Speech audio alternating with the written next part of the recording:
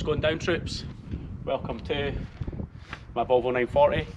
There's been a lot of people asking for this video of the actual spec, and I've had loads of people message me about the spec. So let's talk about it. We'll start from the back, make it nice and easy. Come on down to Chinatown. Dual rear calipers with the classic Swede adapter hub doofer things.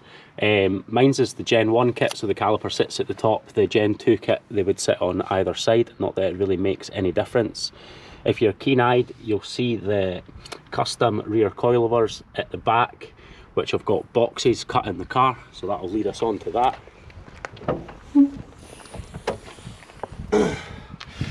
Excuse the mud. True rear coilovers, boxes cut in to fit a decent length coilover in. I think they're 11 inches open, so I actually get some decent travel, which is quite nice. Obviously the wheels sit quite far out. There'll be 25mm hub adapter, so they're on BMW fitment, which makes it nice and easy for getting wheels. Obviously the full back of the car's been poly-bushed and stuff like that as well, which I would recommend for anybody that's got a Volvo drift car, because well, this is a N-Reg, which is like 25 odd years old now. I mean, bushes get old, they get cracked and worn, hard, whatever, soggy. I mean, do the bushes. If you've got a 940, do the bushes. It's very worthwhile. We'll run up the middle of the car. D-Lam. E39 side skirts, which have been cut. So obviously that is the front of one, and then on this edge they've just been cut so that they are the right length. I think I've chopped about 3 inches off them. Just it's hard to get styling stuff for 940s, so yeah, E39 side skirts. If you're looking for side skirts, there's plenty of E39s kicking about. Leading on to the front, Racing Dynamics 17 by 8.5 ET13 wheels with a hub adapter as well, 20 or 25mm hub adapter. Makes them sit quite nice. Wheels sit out really far as well. I've got TXR full lowered arm lock kit with BC coilovers. I've had them for a few years. Quite a lot of my mates run BCs. They're a good coilover for the money, to be honest. There's not a lot else you can get for Volvos. You can get gas and stuff like that as well. That's what the back coilovers are. They're gas coilovers. Fronts are BC. You'll have noticed the paint. We'll talk about the paint, seeing as that's the most obvious thing. It is a Lamborghini Rosso Mars Red with 4 different types of flake: gold, silver, red and white, and I think it was 0.08 is the size of flake.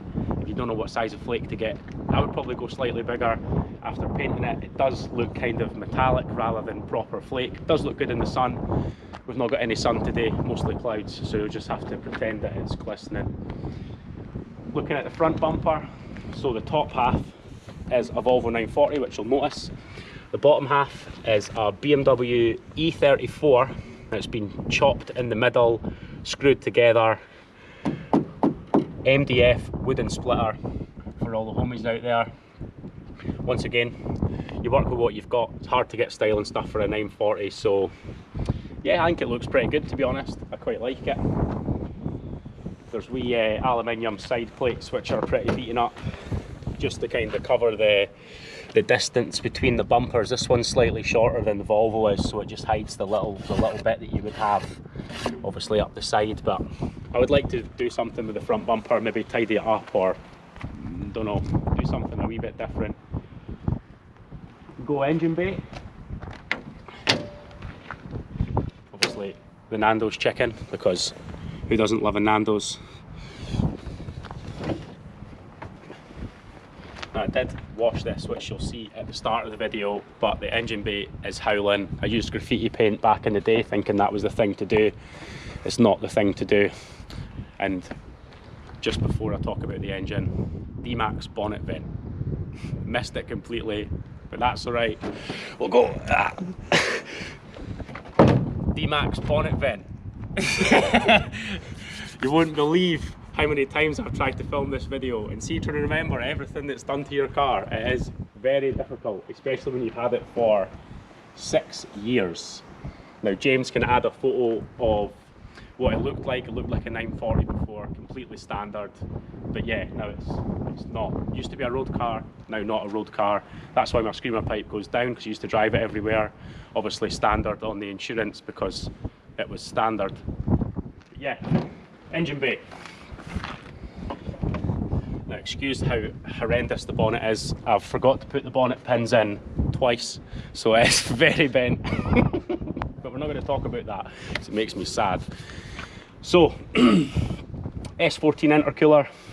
There is an oil cooler which you might be able to see in there. It is an S14 radiator. Obviously stainless intercooler piping and stuff like that, just because it's got different intercooler in a different place, different turbo, blah blah blah. We'll catch that in a minute. Air filter is something, I don't know what, it's an air filter. I'm not going to go into detail about that. Still running EEPROM chips on the MAF, which it has done for years. It's given me absolutely no issues, to be honest. They are a bit finicky to get working sometimes. I know a lot of people have had issues with them, but this is running great. It works really good. There's plenty of drift videos that I've got. You go check them out. Yeah, it works really well. Garrett TO4B turbo, I'm sure it's a TO4B. 3-inch downpipe wrapped, and really, if we get the camera down there, not a lot of space. It has a custom made twin scroll equal length manifold, which I think helps with spool, but who really knows. It works really well. It's had a lot of abuse over the years. I've had it glowing red numerous times. We're running 1.6 bar just now. Used to run 2 bar. I've had it at 1.8. Probably going to turn it back up again now that my back end doesn't grenade itself, because we've been there, done that, shafts, diffs, all the fun stuff. That's why I've done the coilovers. James will add a wee eye in, and yeah, you can watch that video. It's good, you know, you get to see my face more. Who doesn't want to see that? It's got a V cam in it, which if you're a Volvo person you'll know. It's just a cam out of another car. It's the kind of hottest cam you can get for out of a standard Volvo engine. Works really well. I rev it to 7,000. It's never given me any issue, never changed the springs, probably valve floating out its face, but it hasn't blown up. It's done 176,000 miles.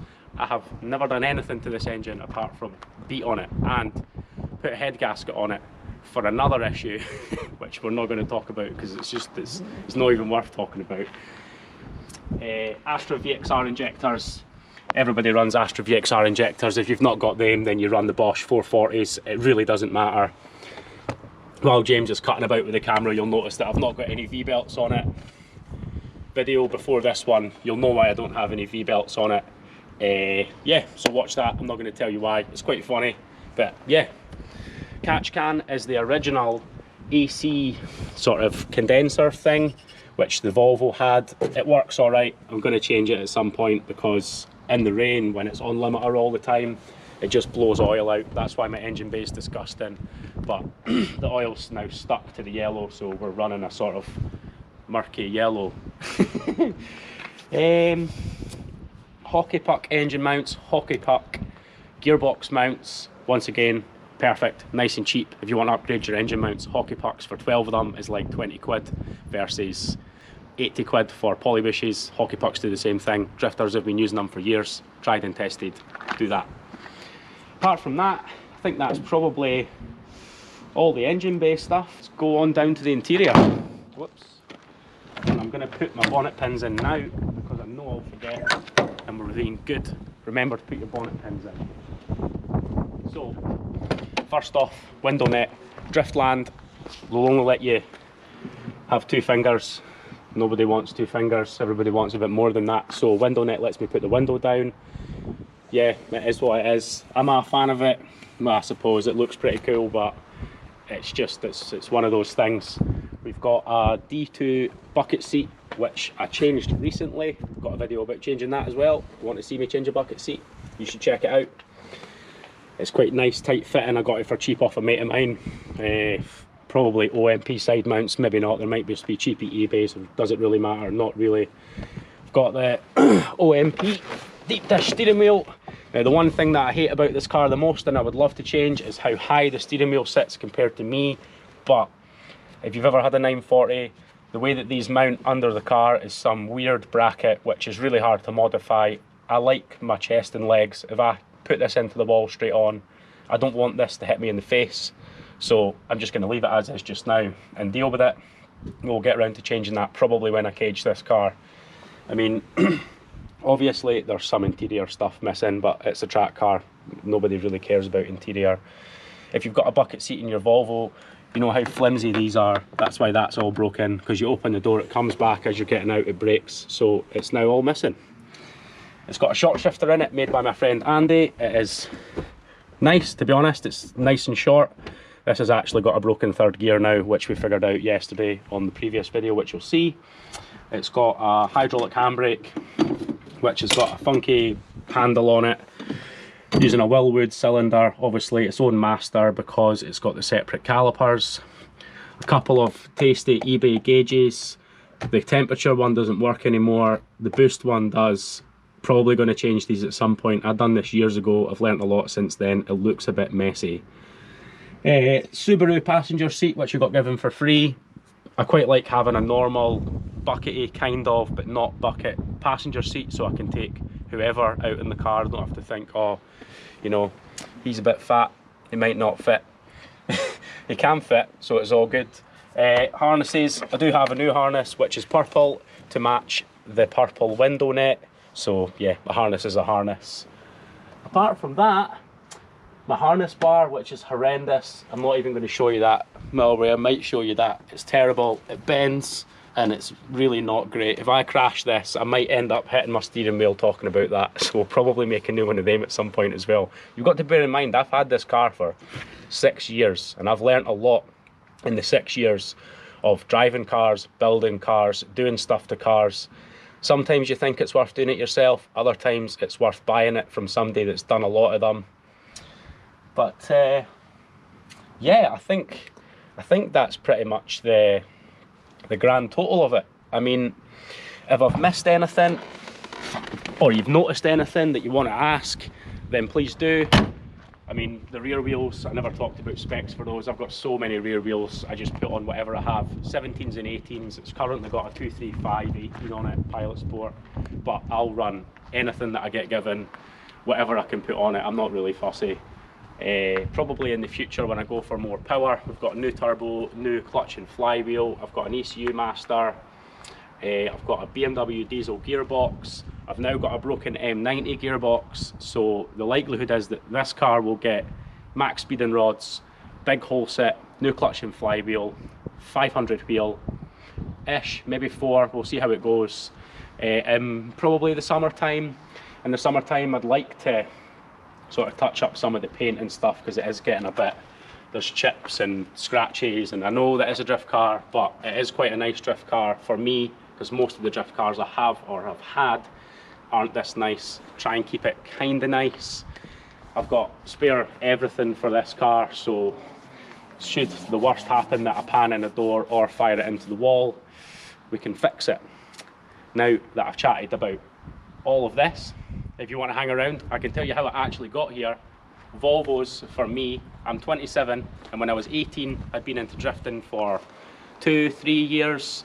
Mate of mine, Crispy, a good friend of mine, we both wanted to get into drifting at the same sort of time, and the only car I could get insured on for reasonable money at the time was a Volvo 340. So I had a 3-door Volvo 340 1.4 DL 4-speed. That was my first drift car, and it kind of set me on the path of always wanting Volvos. And moving on from that, I had MX-5s, and I had another couple of cars. I've had BMs and stuff as missile cars too, but mainly had this for the past 6 years. And I suppose, sort of finishing the video, a lot of the inspiration for this car and a lot of the things I've done to this car came from two main people, one of them being Drift Bricker. Now I'll include a photo of his car and his Instagram and stuff like that. You can go check him out, please do a follow on his Instagram. He's had Volvos for years as well. He's got a 360 from Denmark, I think, and he has a 960 T6, but obviously the non-turbo, so I don't know what that is. I'm sure it is still a T6. The other person that's helped me a lot with this car and a lot with the information, being from Sweden, is Kevin Bunderberg.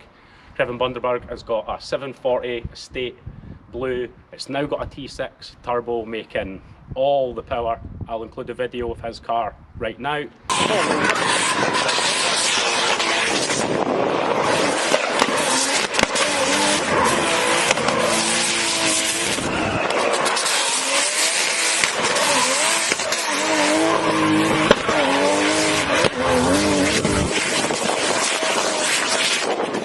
Yeah, his car is an absolute beast. Before it was a T6, it was a B230 8 valve, and obviously seeing that on Instagram, seeing it on YouTube and stuff, and speaking to him over the years, asking him questions, he gave me a hand with the rear coilover conversion. His is slightly different to mine because his car sits higher, whereas I chopped boxes into my car, so I wanted it to sit lower.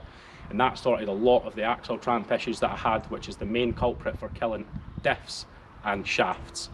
Wheel wobbles up and down, you break diffs, you break shafts, but all the poly bushes, the true rear coilovers, I've been out 3 times in this car, wet and dry, 2nd and 3rd gear, kicking its hole in, and it's not broke anything, so I'm going to cross my fingers that it doesn't break anything.